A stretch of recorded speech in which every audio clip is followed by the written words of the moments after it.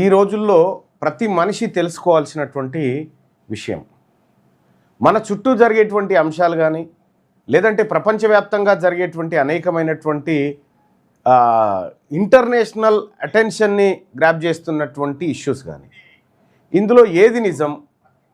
మన చేతుల్లో cell phone ఉంది, సెల్ ఫోన్లో వచ్చేటువంటి సమాచారం అంతా నిజమేనా అబద్ధమా?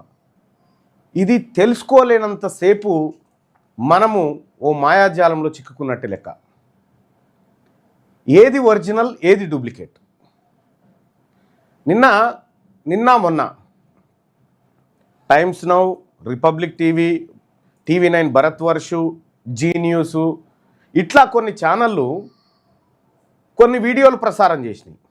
ఏంటి ఆ వీడియోలు అంటే, బుర్జ్ ఖలీఫా మీద ఇరాన్ దాడి చేసిందని, బుర్జ్ ఖలీఫా మొత్తం మంటల్లో మాడిపోతుందని, ప్రపంచంలోనే అత్యంత ఎత్తైనటువంటి బిల్డింగ్ను ఇరాన్ డ్రోన్లు నేలమట్టం చేస్తున్నాయని చెప్పి రకరకాల వార్తా కథనాల్ని నేషనల్ మీడియాగా చెప్పబడుతున్న మన నేషనల్ జోకర్ మీడియా వీటిని చూస్తే నవ్వొస్తూ ఉంది.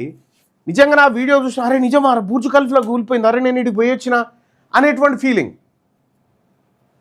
వాళ్ళే కాదు, చాలా యూట్యూబ్లు, చాలా ఛానళ్ళు ఈ ఫేక్ న్యూస్ను ప్రచారం చేస్తూ ఉన్నాయి. ఈ ఫేక్ న్యూస్ పైన కొద్దిసేపు మాట్లాడాలనుకుంటున్నాను. అసలు ఏది నిజం, ఏది వాస్తవం తెలుసుకోవాలి. తెలుసుకోనంతసేపు ఈ మీడియా సృష్టించేటువంటి కల్పిత వార్తలే నిజమైన వార్తలుగా ప్రచారం అయ్యే ప్రమాదం ఉంది. సో దానికి కొన్ని ఉదాహరణలు.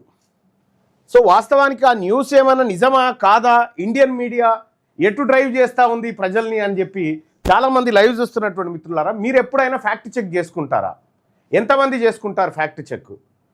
అంటే మీడియాలో వచ్చినటువంటి వార్తను క్రాస్ చెక్ చేసుకోవడం. ఎందుకంటే మీడియా నమ్మే పరిస్థితిలో లేదు కాబట్టి వాస్తవాలు ఏందో ప్రజలకు తెలవాలి. ఎట్లా క్రాస్ చెక్ చేసుకోవాలి? ఉన్న ఆప్షన్స్ ఏంది? సపోజ్ మీకు కొన్ని విషయాలు నేను ఉదాహరణ ద్వారా చూపిస్తాను.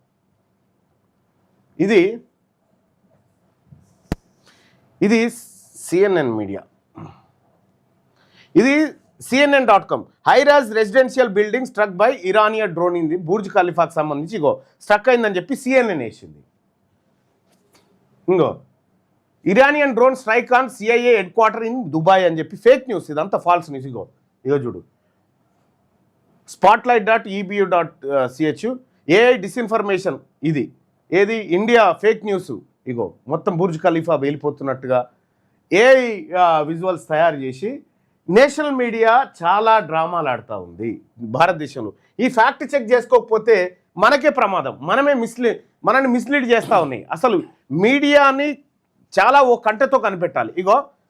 ఈయన ఉన్నాడు, ఈయన పేరేంది, ఈయన ఉన్నాడు సుధీర్ టాక్స్. నెహ్రూ STD వల్ల చనిపోయాడు. అంటే సెక్సువల్ ట్రాన్స్మిషన్కి సంబంధించినటువంటి దానివల్ల చనిపోయాడని చెప్పి చెప్తా ఉన్నాడు. ఒకసారి ఇట్లా ఇది పెట్టు. ఈయన ఉన్నాడు కదా, ఈయన ఇన్ఫర్మేషన్ చూడండి మీరు. కాల్చారు మామూలుగా బట్టలు గిట్టలు అన్ని తీసేసి కదా కాలుస్తారు. కారణం ఏంటంటే నడుము దగ్గర ఇది అతుక్కుపోయి ఉన్నాయి. చాలా మంది చెప్పేటటువంటి విషయం ఏంటంటే ఈ డైడ్ విత్ సెఫిలిస్ అని. సెఫిలిస్ అంటే STD.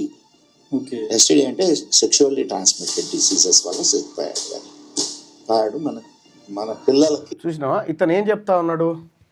ఇతను పేరేందో కానీ నెహ్రూ సెక్స్ కారణంగా వచ్చేటువంటి రోగాలతోటి చనిపోయాడు, అతని బట్టలు కాల్చేటప్పుడు తీయలేదు, అలాగే పెట్టారు అనేటువంటి మాట ఇతను చెప్తా ఉన్నాడు.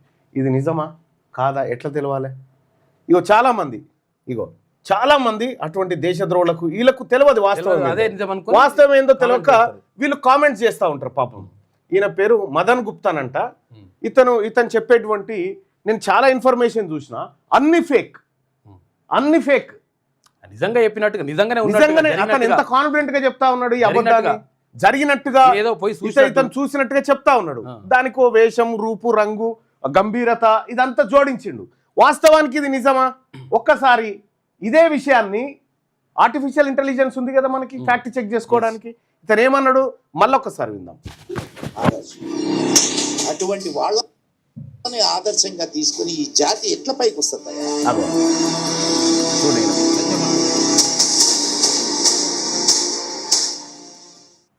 ఇక మళ్ళొకసారి వినండి. నెహ్రూ గారు చనిపోయాడు, ఆయన ఒంటి మీద బట్టలు తీయకుండా కాల్చారు. మామూలుగా బట్టలు గిట్టలు అన్ని తీసేసి కదా కాలుస్తారు. వినండి ఎంత కారణం ఏంటంటే ఇన్ఫర్మేషన్. నడుము దగ్గర ఇది అతుక్కుపోయి ఉన్నాయి.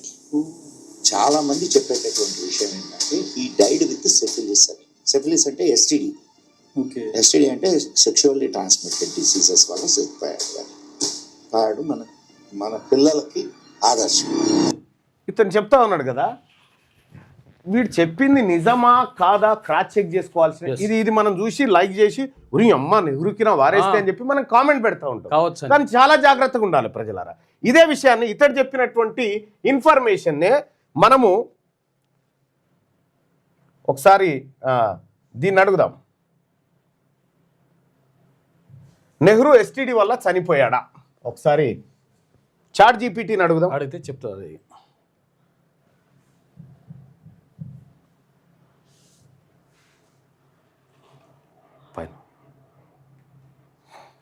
అరే ఫస్ట్ చాట్ జీపీటీని అడుగుదాం అది నిజమా అనేది. మనం ఎందుకంటే ఒట్టిగానే కామెంట్ రాయడం కాదు, దాంట్లో వాస్తవం ఎంత అనేది తెలవాలి మనకు. నెహ్రూ ఎస్టీడీ వల్ల చనిపోయాడా? ఒకసారి చూద్దాం ఫ్యాక్ట్ చెక్ ఏందో. మీరు చూడండి. లేదు, Jawaharlal Nehru STD sexual transmitted disease వల్ల చనిపోయారని నమ్మదగిన ఆధారాలు లేవు.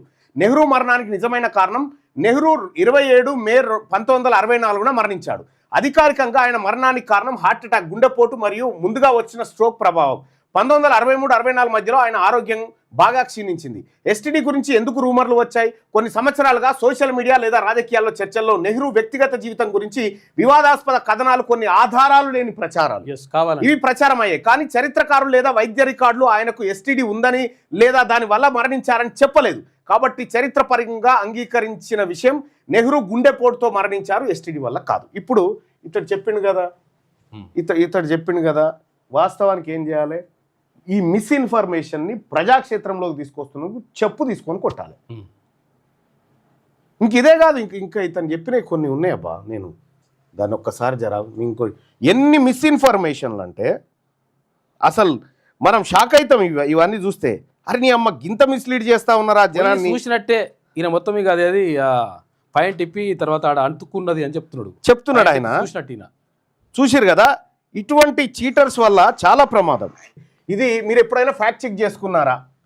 ఇటువంటి వాళ్ళు చాలా మంది ఉన్నారు. ఇంకా మిస్ఇన్ఫర్మేషన్ ఇవ్వడానికి ఏదైనా చారిత్రకమైనటువంటి ఆధారాలు ఇంపార్టెంట్. ఇంకా ఏం చెప్పిండు, ఇంకా ఏమన్నట, అయ్యో ఈ బృహదేశ్వర ఆలయం, ఇక చూడు, ఇక బృహదేశ్వర ఆలయం 1200 టన్నుల బరువు రాయిని గోపురం పైకి ఎక్కించారట. నిజమేనా? ఇతనే చెప్పిండు. ఇది ఫ్యాక్ట్ చెక్ చేస్తే 1200 టన్ను రాయి కాదు, అదో 50-60 టన్నులు ఉంటుంది. అది ఉన్నమాట వాస్తవమే, కానీ 1200 తప్ప అని చెప్పి అంటే గింత విచిత్రంగా గింత తప్పుడు ఇన్ఫర్మేషన్ని ప్రజల్లోకి తీసుకుపోతా ఉన్నారు కదా. అసలు వీళ్ళ ఇంటెన్షన్ ఏందన్నట్టు. ఇప్పుడు సాయిబాబా ఉన్నాడు, సాయిబాబా గురించి ఏంది, ఈయన ముస్లిము, తర్వాత ఏదో అరబ్ కంట్రీస్లో ఏదో పైసలు లెక్క పెడుతుంటే ఇప్పుడు ఏది సాయిబాబా ఏది షిరిడి సాయిబాబా ఆలయంలో పైసలు లెక్క పెడుతున్నారు. ఇవన్నీ కూడా ముస్లింలకు పంపిస్తున్నారని దుష్ప్రచారం. మళ్ళీ అంటే వీళ్ళు ఇటువంటి వాళ్ళకి ఏం పని పాట ఉండదు. ఏం పని పాట ఉండక ప్రజల్ని మిస్లీడ్ చేస్తూ ఉంటే దాన్ని పాపం ఆ యూట్యూబర్ ఆయన ఆశ్చర్యపోయా, అయ్యో అవునా సార్ ఫ్యాక్ట్ చెక్ చేసుకోవా? ఒక ఇన్ఫర్మేషన్ ప్రజాక్షేత్రంలోకి వేసేటప్పుడు, ఒక సోషల్ మీడియా ద్వారా ప్రజలకు పంపించేటప్పుడు వాస్తవం ఏంది నిజమైందని తెలవాలి కదా. ఇప్పుడు ఈ మన పేపర్లలో వచ్చేటువంటి ఇన్ఫర్మేషన్ 90% ఆశ్చర్యార్థకమైనవి, లేకపోతే సెన్సేషనలిజం కోసం ఇటువంటివి వస్తాయి. అందుకోసం ఫ్యాక్ట్ చెక్ చేసుకోవాలి.